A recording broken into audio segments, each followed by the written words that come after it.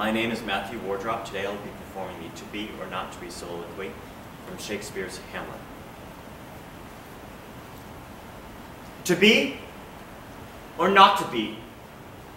That is the question.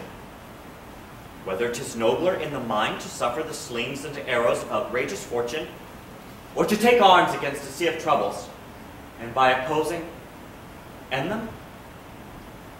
To die, to sleep, no more. And by sleep to say we end the heartache and the thousand natural shocks that flesh is heir to. 'Tis a consummation devoutly to be wished. To die, to sleep perchance to dream. There's the rub.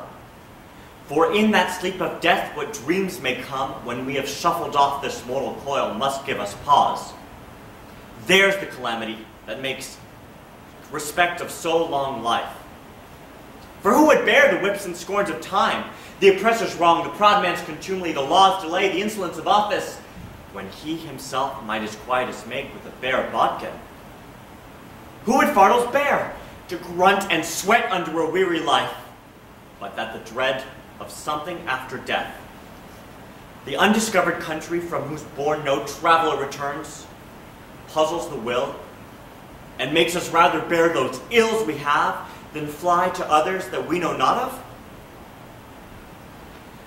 And thus conscience does make cowards of us all.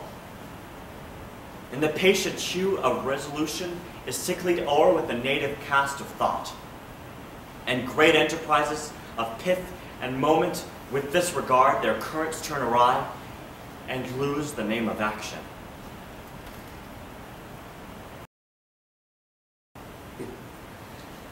My name is Matthew Wardrop. Today I will be performing the lunchtime monologue from You're a Good Man, Charlie Brown by Clark Gessner. I think lunchtime is about the worst time of day for me, always having to sit here alone. But mornings aren't so pleasant either.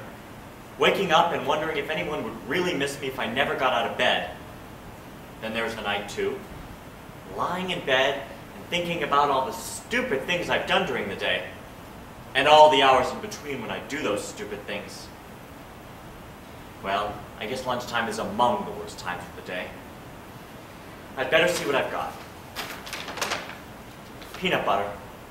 Some psychiatrists say that those who eat peanut butter sandwiches are lonely. I guess they're right. And when you're really lonely, the peanut butter sticks to the roof of your mouth. Say, there's that cute little redheaded girl eating her lunch over there. I wonder what she would do if I went over and asked her if I could sit and have lunch with her. I bet she'd laugh in my face. It's hard on a face when it gets laughed in. There's an empty spot on the bench. I could go over there right now. I could do that right now. All I have to do is stand. I'm standing. I'm sitting down. I'm a coward. I'm such a coward, she wouldn't even think of looking at me. I hardly think she ever looks at me. I don't remember her ever looking at me. Why shouldn't she look at me? Is there any reason in the world why she shouldn't look at me? Is she so great and I'm so small that she can't spare one little moment? She's looking at me. She's looking at me. Well, I guess lunchtime is among the worst times of the day for me. If that cute little redheaded girl saw me wearing the stupid paper bag over my head, she'd think I was the biggest fool alive.